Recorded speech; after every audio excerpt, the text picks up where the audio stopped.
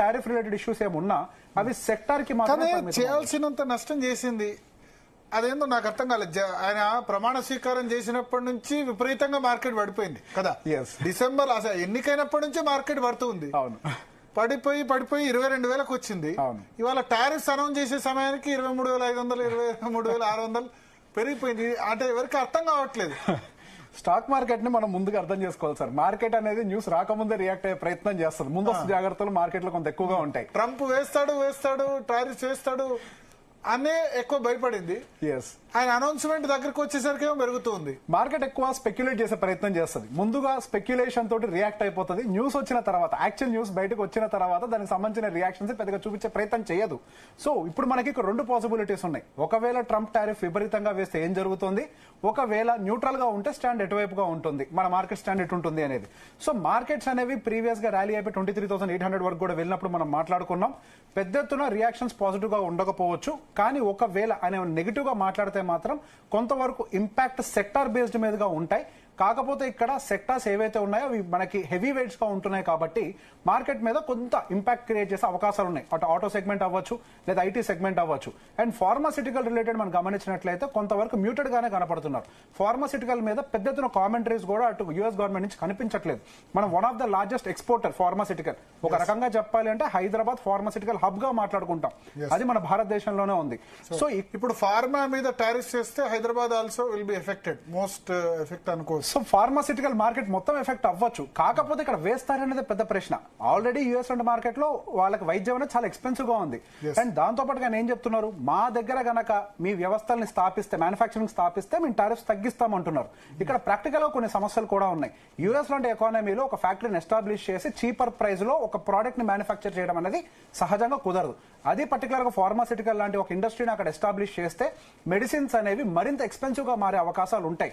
So ఈ నేపథ్యంలో ఇక్కడ తయారు చేసి ఎక్స్పోర్ట్ చేస్తేనే చీపర్ ప్రైస్, ఇక్కడ చీప్ లేబర్ గానీ ఇవన్నీ లాస్ గానీ కాస్ట్ ఆఫ్ మేకింగ్ ప్రోడక్ట్ అనేది చాలా చీప్ గా ఉంటుంది. ఇండియాలోనే చీప్ గా ఉంటుంది. సో దీని మీద మరింత దూకుడుగా ఉండే అవకాశాలు అయితే ఎక్కువగా కనిపించట్లేదు. ఆయన ఎక్కువ స్ట్రింజెంట్ గా ఆటోమొబైల్ సెగ్మెంట్ మీద కనిపిస్తుంది. సో ఆటోమొబైల్ సెగ్మెంట్ రిలేటెడ్ గా కూడా మేబీ బార్గెన్స్ వైపుగా ఆయన అడుగులు వేస్తారేమో చూడాలి. ఆయన ఎంతసేపటికి కూడా ముందుగానే కొన్ని లీక్స్ ఇస్తూ ఉన్నారు, నేను ఆటోమొబైల్ సెగ్మెంట్ మీద ఖచ్చితంగా 25% వేస్తాము అని. సహజంగా ఈ వైఖరి ఏం చెప్తుంది అని అంటే, మీరు వచ్చి నాతో బార్గెన్ చేయండి, పరిస్థితులకు అనుకూలంగా నేను కొంతవరకు వెనక్కి అడుగు కూడా వేస్తాను అంటే ఒక బెదిరించే ప్రయత్నం మాత్రమే చేస్తున్నారు. సెక్టార్స్ వైజ్ చూద్దాం. ఆటోమొబైల్స్ కనుక వేస్తే ఎక్కువ లాస్ టాటా మోటార్స్ కా? ఎగ్జాక్ట్లీ. సో వాళ్ళకి జాగ్వర్ రిలేటెడ్, సో ఒక లగ్జరీ సెగ్మెంట్ వాళ్ళకి ఆల్రెడీ ఉంది. సహజంగా ఎక్కువ ప్రాఫిట్ మేకింగ్ బిజినెస్ ఏది ఉంటుందో లగ్జరీ సెగ్మెంట్. ఆ లగ్జరీ సెగ్మెంట్ అంతా కూడా వాళ్ళకి మ్యానుఫాక్చరింగ్ యూకే బేస్డ్ గా ఎక్కువగా ఉంది. సో అక్కడి నుంచి కనుక వాళ్ళు యూఎస్ కి ఎక్స్పోర్ట్ చేస్తే సహజంగా కొంతవరకు సేల్స్ ఇంపాక్ట్ అయ్యే అవకాశం ఉంటుంది. ఇన్స్టెడ్ ఆఫ్ బయింగ్ జాగ్వర్, దాని బదులు అక్కడ ఈక్వలెంట్ కాంపోనెంట్ ఏవైతే ఉన్నాయో వాటిని బై చేసే ప్రయత్నం చేస్తారు. సో సహజంగానే కొంతవరకు సేల్స్ ఇంపాక్ట్ అయ్యే అవకాశాలు ఉంటాయి. ఒక టాటా మోటార్స్ కానీ ఇంకేమైనా ఇంపాక్ట్ పడుతుంది మనకు ఆటోమోటివ్ మొబైల్స్ మన వాళ్ళు ఎక్స్పోర్ట్ చేసింది. సో మన దగ్గర ఎక్కువ టాటా మోటార్స్ కి మాత్రమే ఎక్స్పోజర్ ఉంది. అది కూడా లగ్జరీ సెగ్మెంట్ ఉండడం వల్ల మన ఇండియా నుంచి లగ్జరీ సెగ్మెంట్ కార్స్ ని మ్యానుఫాక్చర్ చేసేది కేవలం టాటా మోటార్స్ మాత్రమే. మిగతా ఎవరికి ఇంపాక్ట్ కాదు, మిగతా వాళ్ళ ఎవరికి టూ వీలర్స్ కానీ ఏవి ఇంపాక్ట్ అయ్యే అవకాశాలు లేవు. సో మనం గమనిస్తే ఆ న్యూస్ వచ్చిన తర్వాత టాటా మోటార్స్ లో ఒక సెల్లింగ్ ట్రిగ్గర్ అయింది, కానీ మిగతా అన్ని కూడా కొంచెం నార్మల్ గానే ఉన్నాయి. M&M కానీ ఇవన్నీ కూడా కొంత న్యూట్రల్ గానే ఉన్నాయి. వాటికి థ్రెట్ ఏంటి అని అంటే టెస్లా ఇండియాకి రావటం. ఒకవేళ టెస్లా ఇండియాకి వస్తే M&M కి ఎక్కువ థ్రెట్ అవుతుంది. టాటా మోటార్స్ తో కంపేర్ చేస్తే M&M will be more affected. So దాంతో థ్రెట్ ఉంది, కానీ ప్రీమియం SUV కార్స్ వాళ్ళ ఆ రేంజ్ కి దగ్గరలో ఉన్నాయి. ఎగ్జాక్ట్లీ. సో దాంతో పాటుగా ఇండియన్ మార్కెట్స్ లోకి వచ్చేటప్పుడు మనం గమనిస్తే ఈవెన్ మెర్సిడీస్ కానీ ఇట్లాంటి కార్స్ వచ్చేటప్పుడు వాళ్ళు ఫీచర్స్ ని కొంత తగ్గించి ఇండియన్ ప్రైస్ ని మీట్ అయ్యే ప్రయత్నం చేస్తారు. అదే విధంగా టెస్లా ఇండియాలోకి వచ్చేటప్పుడు కూడా కొంత స్టెప్ డౌన్ అయ్యి ఇండియన్ మార్కెట్ ప్రైస్ కి కాంపిటేటివ్ గా తీసుకొచ్చే ప్రయత్నం చేస్తారు. కాబట్టి ఎక్కువగా కొంతవరకు టాటా మోటార్స్ తో పాటుగా M&M కూడా ఇప్పుడు ఎఫెక్ట్ అవ్వచ్చు, కానీ టారిఫ్ వల్ల M&M కి ఎఫెక్ట్ ఉండకపోవచ్చు. Next segment pharmaceuticals. ఒకవేళ ఫార్మా మీద కూడా టారిఫ్ వేస్తే, అంటే చాలా మంది అంటారు వేయకపోవచ్చు, వేస్తే యుఎస్ ప్రజలకే అల్టిమేట్ గా వీళ్ళు మందుల ధరలు పెంచుతారు. ఫార్మా రేట్లు పెంచితే అల్టిమేట్ గా సఫర్ అయ్యేది యుఎస్ ప్రజలే.